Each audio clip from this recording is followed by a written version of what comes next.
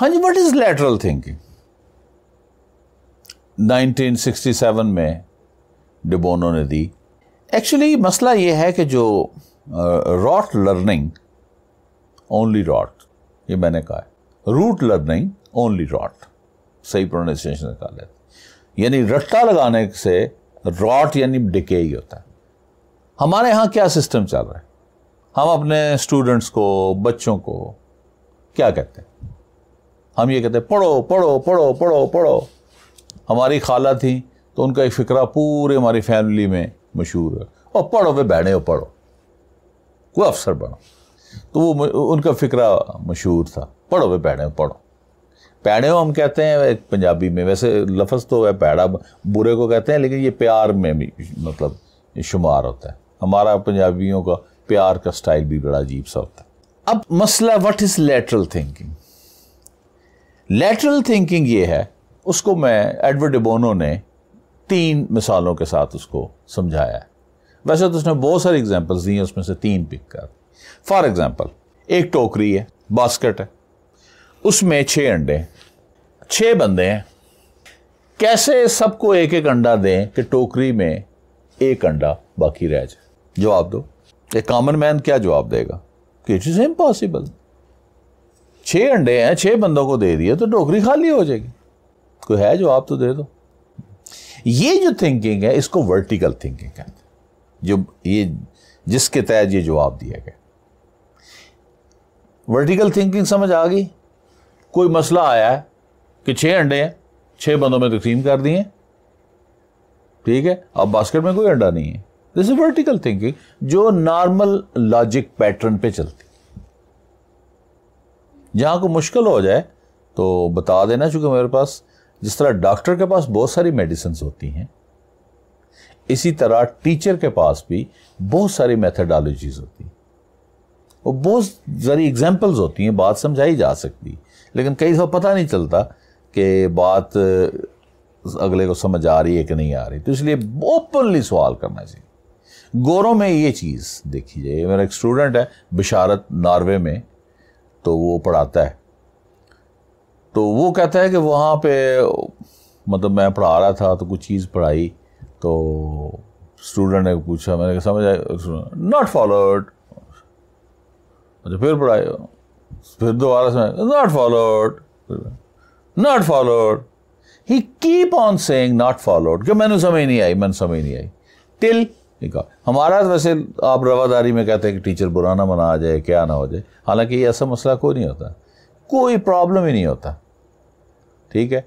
आप एक चीज़ को एक तरीके से समझाते हैं, दूसरे से, तीसरे से, चौथे से, एनी हो। अच्छा, अब इसकी हॉरिजॉन्टल थिंकिंग क्या है? एक बंदा कहता है नहीं नहीं, हम 6 ऐसे अंडा लेंगे, अंडे को मुर्गी के नीचे बिठाएंगे, मुर्गी जो कुड़क हो जाएगी, ठीक है, उसके नीचे बिठाएंगे। जैसे हमारी मुर्गी कुड़क नहीं हुई तो हमने जबरी कुड़क कर दी, उसके ऊपर चीज़ रख दी। अच्छा, फिर उसमें से चूज़े निकलेंगे, चूज़े फिर बड़े होंगे, बड़े होके मुर्गी बनेंगे, मुर्गी बनेगी, फिर मुर्गी अंडे देगी, वो अंडे लेके हम बास्केट में रख देंगे, बास्केट में अंडे मौजूद। 6 बंदों को अंडे दे दिए, फिर भी अंडे मौजूद। 5 तो दे दिए थे ना, 6ठे को भी दे देंगे, टाइम की लिमिट तो नहीं। ये हमने क्या की है, लंबा सफर किया, ओ दूर की कड़ी में लाई। This is known as horizontal thinking. जो नॉर्मली आपके ज़हन में सवाल आता है वो वर्टिकल थिंकिंग, जो नॉर्मली कोई सोल्यूशन निकालते हैं, ठीक है, वो वर्टिकल थिंकिंग। जो आप लंबा ऐसे ये हो जाए, ये हो तो फिर ये हो जाएगा, ये होगा तो फिर ये हो जाएगा, ये हो तो फिर, तो ये हॉरिजॉन्टल थिंकिंग आप पहुंचे, ठीक है। मगज़ को बाग में जाने ना देना कि नाहक खून परवाने का।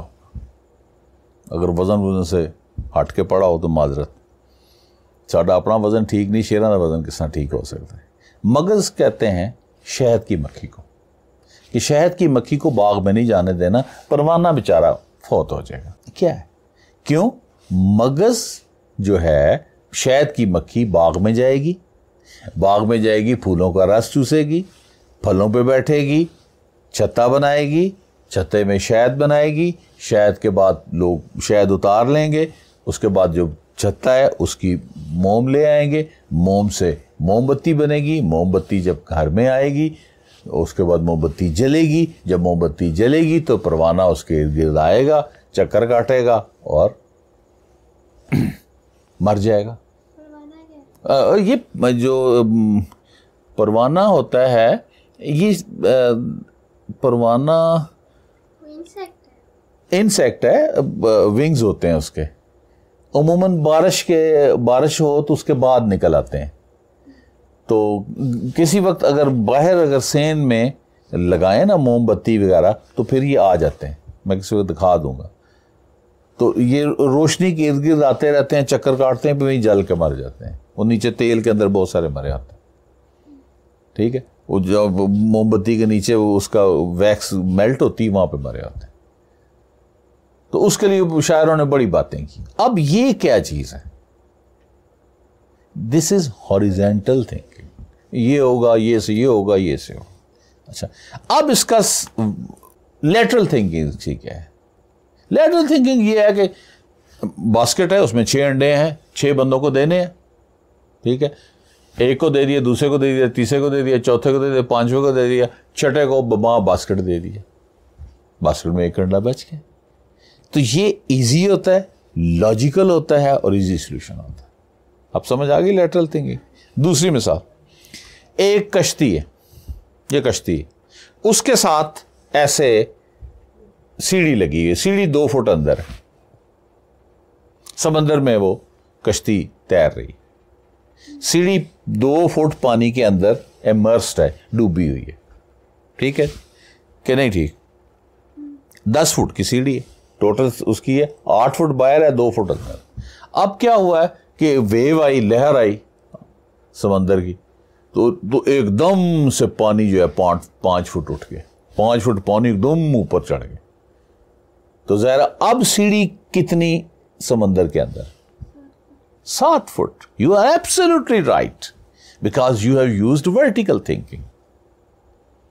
हॉरिजेंटल थिंकिंग में क्या होता है, लेटरल थिंकिंग में क्या होता है कि देखा जाता है कि सवाल के पीछे साइंस क्या है। अगर लहर आई है 5 फुट की, तो कश्ती भी तो 5 फुट ऊपर होगी कि नहीं होगी? तो वो समझ आई लेटरल थिंकिंग की। लेटरल थिंकिंग जो सवाल है उसकी साइंस को समझने का नाम। जैसे मैंने पीछे एक लेक्चर दिया था कि डिमांड ऑफ द एग्जामिनर, कुछ स्टूडेंट के लिए डिमांड ऑफ द एग्जामिनर होता है, ठीक है, और कुछ सवालों के अंदर साइंस देखनी पड़ती, ठीक है जी। एक और आप समझ आई लेटरल थिंकिंग की। अच्छा, एक डिबोनो एक और मिसाल देता है। 30 मंजिला इमारत, ओ सो हाई, बंदा गिरा, खराश तक नहीं आई, कैसे? इसका क्या जवाब है? हो सकता है कॉमन मैन क्या जवाब देता है? दिस इज इम्पॉसिबल, ये नामुमकिन है, इट्स इम्पॉसिबल। हैं? कौन से फ्लोर से गिरा? हाँ, दिस इज लेटरल थिंकिंग। अब देखो ना, दो एग्जाम्पल दी हैं तो लेटरल थिंकिंग आनी शुरू होगी। उसने किसी जगह सवाल दोबारा मैं पढ़ देता हूं कि एक शख्स 30 मंजिला इमारत से गिरा और बच गया, कैसे? अब 30 मंजिला इमारत, उसने इमारत बताई कि इमारत 30 मंजिला है। उसने ये नहीं कहा कि हम मोस्टली क्या करते हैं, सवाल को नहीं समझते, वर्टिकली चल रहे होते हैं और हमने समझा, खुद ही सपोज कर लिया कि 30वीं फ्लोर से गिरा है तो पड़क से उड़ जाने हैं ज़ाहिर, तो ग्राउंड फ्लोर से भी तो गिर सकता है। This is lateral thinking. अब डिबोनो क्या कहता है कि जो भी आप काम करें, जो भी आप काम करते हैं, उसको अपने तौर पे प्रैक्टिस करें। अब ये 3 डिबोनो ने मिसालें दी हैं, 3 हो गई है ना, एक अंडों वाली हो गई, एक सीढ़ी वाली हो गई और एक बिल्डिंग वाली, ये 3 एग्जाम्पल उसने। अब मैं आपको बताता हूं, चलो मैं तुमसे सवाल करता हूं, क्या सुर्ख स्याही है, आपके पास रेड मार्कर है, ठीक है, रेड मार्कर के साथ ग्रीन लिखा जा सकता है? कैसे? वो तो रेड है, रेड तो हमेशा रेड लिखेगा। हम ग्रीन वर्ड लिखते हैं। हाँ, यू आर एब्सोल्युटली राइट। यानी रेड मार्कर है, ठीक है, ये हम बचपन में सवाल किया करते हैं। तो इससे हम ग्रीन लिखना है तो ये ग्रीन लिख दिया। अब ये क्या है? वर्टिकल, ये lateral thinking. Is it clear? चलो एक और सवाल। चलो ये बताओ कि ये क्या चीज है? ये बहुत सारे बंदे इसको नहीं बता पाते कि व्हाट इज दिस, क्योंकि आजकल ये आउट ऑफ यूज भी हो गया, शायद इसलिए लोगों को पता नहीं चलता। मैं तो जब भी पूछा किसी से कि ये क्या चीज है तो स्टूडेंट ने जवाब नहीं सही दिया। What is this? ऊंचा बोलना।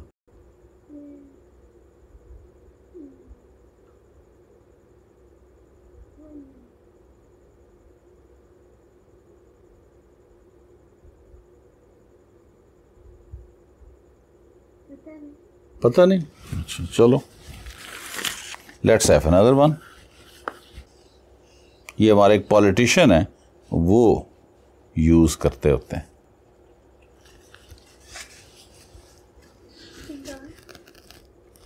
पाइप। ये क्या है? पाइप। हालांकि ये पाइप नहीं है, ये पाइप की तस्वीर है। पाइप है क्या? इसको मैं पी सकता हूं? नहीं, इस ये पाइप की तस्वीर है। तुमने जवाब दिया वर्टिकल थिंग। पहले क्या था? पेन था।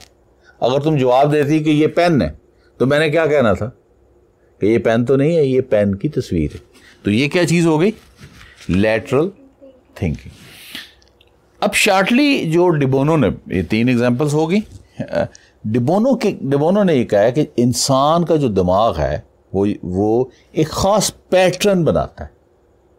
हम पैटर्न बनाते हैं, ठीक है, और उस पैटर्न से हटना और नए पैटर्न की तरफ जाना, ये है लेटरल थिंकिंग। और वो डिबोनो इसकी तस्वीर बना के हमेशा शो करता है। डिबोनो को जब भी मैंने देखा है तो वो डिबोनो तस्वीर बना के ऐसे शो कर, यानी ये आप चल रहे हैं ऐसे, ये वर्टिकल थिंकिंग है। वो कहता है नहीं इधर भी जाया करो, कभी किसी आउट ऑफ बॉक्स भी जाया करो, ये लेटरल थिंकिंग। ये मसलन इसकी फिर मैं और बता देता हूं कि एक दिन तुमने सिर्फ अपने थॉट्स को सुनना है, थॉट्स को गौर करना है कि तुम इस तरह करोगे, इस दरवाजे से जाओ और पानी लेकर आओ।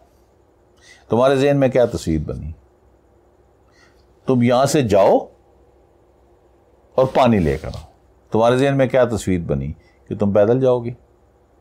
ठीक है, ये तो नहीं कि चिंची रक्षा बुला लोगी, ठीक है, उसके बाद दरवाजे से जाओगी। Is it clear? और फ्रिज खोलोगी और पानी लेकर आओगी।